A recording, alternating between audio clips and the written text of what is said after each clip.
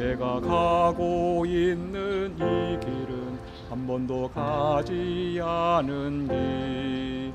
오늘 하루하루 순간도 다시는 오지 않을 시간. 우리를 살리시는 그 사랑, 주님의 빛을 따라서 오늘도 우린 걸어가네 생명의 길을. 네, 오늘 말씀은 주 안에서 서라는 제목으로 말씀을 증거하겠습니다. 본문 말씀은 빌립보서 4장 4절로 5절 말씀입니다.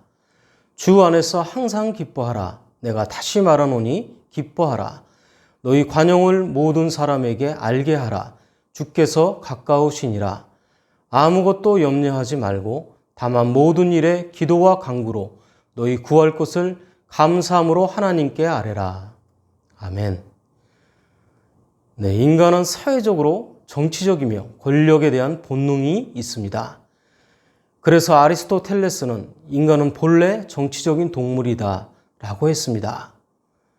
그런데 바울은 그가 개척한 빌립보 교인들 사이에서 그러한 욕구 때문에 서로 분쟁이 있다는 소식을 듣게 됩니다. 따라서 바울은 어떤 신앙생활의 기준을 제시하고 어려움을 극복하는지 말씀을 통해서 살펴보도록 하겠습니다. 먼저 우리는 기쁨으로 주 안에서 서야 합니다. 기뻐할 수 있는 데는 근본적인 조건이 있습니다. 그것은 공동체가 일심동체가 되는 비결입니다. 빌립보서 4장 2절 말씀입니다. 내가 유오디아를 권하고 순두개를 권하노니 주 안에서 같은 마음을 품으라. 같은 마음을 품지 못한 유오디아와 순두개 때문에 교회 안에서 다툼이 있다는 것입니다. 그래서 바울은 주 안에서 같은 마음을 품으라고 권고합니다. 주님 안에서 유오디아의 마음도 순두개의 마음도 아닌 겸손하게 십자가를 지신 예수님의 마음을 같이 품으라는 것입니다. 그런 가운데 그들이 주님을 떠나지 않기를 원하고 있습니다. 교우들이 하나님의 일을 열심히 하다가 의견 충돌이 생기면 의도치 않은 주도권 싸움을 하고 있는 것을 알게 됩니다. 그때 비난하지 말고 서로 도와주라는 것입니다. 또한 그때 잘못된 사슬을 풀고 서로 동역자를 도와야 한다는 것입니다. 빌립보서 4장 3절 말씀입니다. 또 참으로 나와 멍에를 같이 한 내게 구하노니 복음에 나와 함께 힘쓰던 저 여인들을 돕고 또한 글레멘도와 그 외에 나의 동역자들을 도우라. 그 이름들이 생명책에 있느니라. 네, 왜냐하면 모두가 생명책에 기록되었기 때문입니다. 비록 가시적으로는 사람이 일하고 있지만 그 목적은 주님의 교회를 위해서 하는 일이기 때문입니다. 그러므로 우리는 다툼으로써 기쁨을 잃지 않도록 해야 하겠습니다. 빌립보서 4장 4절 말씀입니다. 주 안에서 항상 기뻐하라. 내가 다시 말하노니 기뻐하라. 바울은 빌립보서를 통해서 계속 반복하여 항상 기뻐하라고 재차 강조했습니다. 유오디아와 순두개의 분쟁이 주님보다 결코 크지 않습니다. 주님은 합력하여 선을 이루시는 분이시기에 모든 것 위에 섭리하시는 주님 안에서 항상 기뻐해야 합니다. 그럴 때 우리를 구원해 주신 주님은 우리를 보고 기뻐하시는 것입니다. 주님 안에서 있다는 것은 성령의 충만함을 받는 상태입니다. 내가 앞선 것이 아니라 주님이 앞선 것입니다. 내가 앞서면 다툼이 생기지만 주님이 앞서는 일에는 기쁨이 충만합니다. 주님 안에 서 있다는 것은 하나님의 말씀대로 살아가는 것입니다. 그런데 우리가 기뻐해야 할 이유가 있습니다. 요한복음 15장 10절로 11절 말씀입니다. 내가 아버지의 계명을 지켜 그의 사랑 안에 거하는 것 같이 너희도 내 계명을 지키면 내 사랑 안에 거하리라. 내가 이것을 너희에게 이름은 내 기쁨이 너희 안에 있어 너희 기쁨을 충만하게 하려 함이라. 예수님이 계명을 지켰듯이 우리도 그 계명을 지켜야 합니다. 그리고 계명의 의무는 사랑의 실천이므로 우리는 모두 주 안에서 기쁨을 누릴 수 있습니다. 우리가 기쁨을 더 이상 느낄 수 없는 엉겅퀴와 가시로 둘러싸여 있을 때 더 이상 그 안에 갇히지 말고 주님 안에 거하시기를 소망합니다. 그럴 때일수록 말씀을 묵상하고 사랑하면 나의 것이 되어서 진정으로 기뻐할 수 있습니다. 요한복음 16장 22절 말씀입니다. 지금은 너희가 근심하나 내가 다시 너희를 보리니 너희 마음이 기쁠 것이요 너희 기쁨을 뺏을 자가 없으리라. 그렇습니다. 나무는 바람에 흔들리면서 자라고 열매를 맺는 것입니다. 그래서 기뻐할 만한 조건이 모두 다 갖추어 있어서 기뻐하는 것이 아닙니다. 우리가 우리의 구세주 주님 안에 있기 때문에 그 주님을 신뢰하고 기뻐하며 사는 것입니다. 빌립보 교회의 불화를 초래하는 다양한 문제가 있었습니다. 에바브라디도의 질병 때문에 걱정해야 할 일도 있었고 그릇된 이단에 대해 싸워야 할 때도 있었습니다. 바울 자신도 불의한 권력으로 감옥에 갇혀 있었습니다. 그는 집과 자녀와 노후 보장도 없었으며 언제 죽을지도 모르는 생활을 했습니다. 그럼에도 불구하고 사도 바울은 계속해서 우리에게 기뻐하라고 하고 있는 것입니다. 바울은 항상 주님 안에서 있었기 때문입니다. 만약 바울이 주님 밖에 있었다면 고난의 환경을 보고 기뻐할 수 없었을 것입니다. 주님 밖에 있다면 감옥에 가 있는 것이 기쁨이 될 수 없습니다. 바울이 주님 밖에 있었다면 이단으로 인하여 괴로움을 당했고 유오디아와 순두계의 다툼을 보면서 결코 기뻐할 수 없었을 것입니다. 바울은 자신의 질병을 위해서 기도했지만 응답받지 못했을 때도 기뻐했습니다. 그러나 하나님께 고쳐달라고 3번 기도했지만 결국은 고침을 받지 못했습니다. 그때 바울은 비로소 그가 깨달음을 고백하게 됩니다. 고린도후서 12장 9절 말씀입니다. 나에게 이르시기를 내 은혜가 내게 족하도다. 이는 내 능력이 약한 데서 온전하여 짐이라 하신지라. 그러므로 도리어 크게 기뻐함으로 나의 여러 약한 것들에 대하여 자랑하리니 이는 그리스도의 능력이 내게 머물게 하려 함이라. 자신이 바라는 욕구의 지점과 주님이 나에게 원하시는 충족한 지점이 어디인지 구분하고 그 차이를 깨닫는 은혜가 있어야 합니다. 그것은 우리가 자족해야 할 지점입니다. 그 자족은 복음을 위한 것이기 때문입니다. 빌립보서 1장 18절 말씀입니다. 그러면 무엇이냐?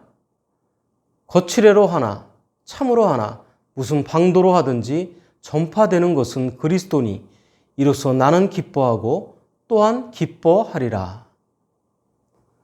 우리는 복음을 지켜야 할 그리스도인들이기 때문에 언제든지 주 안에서 모두가 공동체의 기쁨을 누릴 수 있는 그 지점을 찾고 함께 살면 되는 것입니다.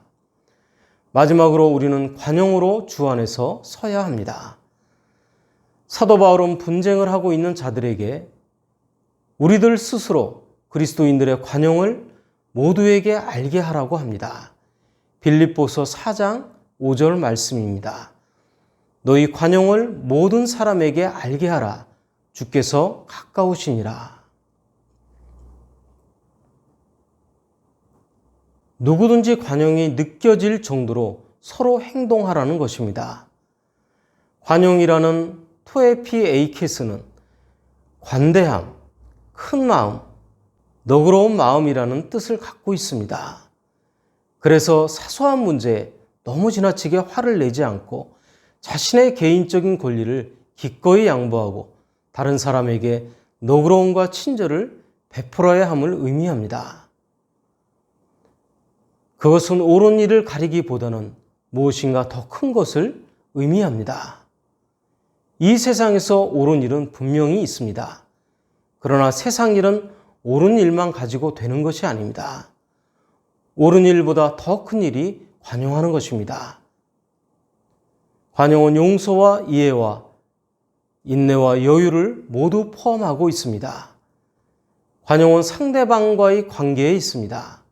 관용은 근본적으로 상대방을 사랑하는 마음과 쌍방 관계를 조절하는 능력입니다. 그리고 그것은 자기의 마음과 행동을 다스리는 것으로 드러납니다. 또한 관용은 실제로 지극히 중요한 것과 중요하지 않은 것을 구별하는 능력입니다. 중요한 것은 고수하지만 그 외의 것들은 이해하고 수용하는 마음입니다. 관용은 인내하면서 상대방의 실수를 알고도 변명해 주려고 애쓰고 또 다른 사람들까지도 생각하며 이해하려고 노력하는 마음입니다. 그래서 분쟁은 관용하지 못하기 때문에 일어나는 것입니다. 너그러운 마음과 온유한 마음, 또한 따뜻한 마음과 실수를 끝까지 감싸주는 마음, 그리고 너그럽게 품어주는 마음입니다. 이 마음이 있으면 어디에서 무슨 일이 생겨도 분쟁은 사라지게 됩니다. 그리고 관용은 예수님의 성품입니다. 고린도후서 10장 1절 말씀입니다.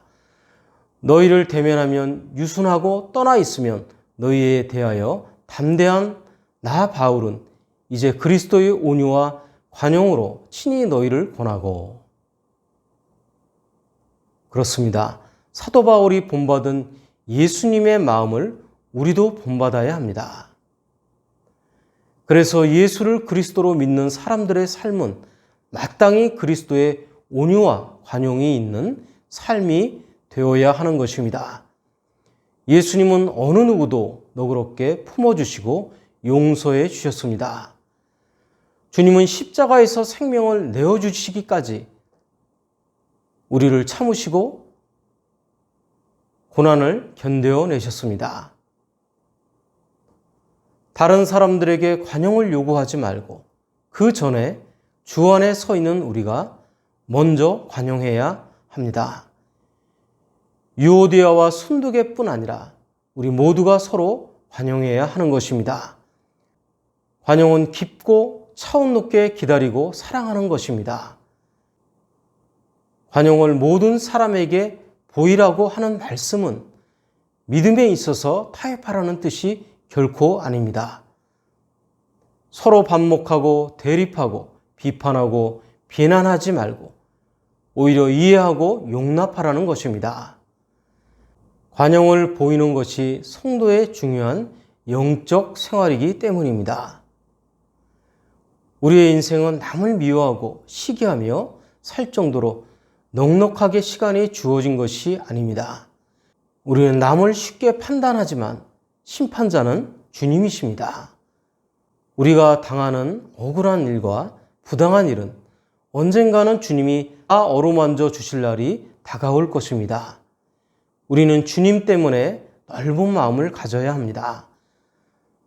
주님이 우리를 위해서 사셨기 때문입니다. 네, 우리는 모든 것이 빠르게 변하는 환경 속에서 살고 있습니다. 이런 상황에 잘 적응하면서 사명도 잘 감당하기 위해서는 두려워하지 않고 도전하는 용기가 필요합니다. 성균관대 신환선 교수가 쓴 파이팅 파브라는 책에는 이런 사람을 파브라고 정의합니다. Fresh off the boat의 앞글자를 따서 만든 조어입니다. 이것은 배에서 갓 내린 이민자라는 의미입니다. 새로운 땅에서 낯선 언어와 문화를 배우면서 인생을 개척하는 용기 있는 이들을 일컫는 말입니다. 그런데 이와 반대되는 문장도 있습니다. 바로 사부입니다. 이것은 still on the boat의 앞글자를 따서 만든 조어입니다. 아직도 배 위에서 머뭇거리고 있는 사람들을 말합니다. 새로운 땅에 왔지만 자기네들끼리만 어울리며 그 땅의 언어나 문화를 거부하고 이전의 생활 방식을 고집하는 꽉 막힌 이민자들을 가리키는 말이라고 합니다. 우리를 죄에서 구원하시기 위해 하늘 보좌를 버리시고 이 땅에 성육신하신 예수님은 진정한 파부이십니다. 우리도 시시각각 변화하는 시대 속에서 하나님의 뜻을 바르게 알아야 합니다. 그리고 그 본 뜻대로 세상을 변화시켜 나가는 사람으로 살아가야 하겠습니다. 히브리서 12장 2절 말씀입니다. 믿음의 주여 온전하게 하시는 이인 예수를 바라보자. 그는 그 앞에 있는 기쁨을 위하여 십자가를 참으사 부끄러움을 개의치 아니하시더니 하나님 보좌 우편에 앉으셨느니라. 네, 말씀을 정리합니다. 성경의 말씀을 품어야 솟아나는 사랑으로 주 안에서 바르게 서게 됩니다. 그래서 우리는 기쁨으로 주 안에서 서야 합니다.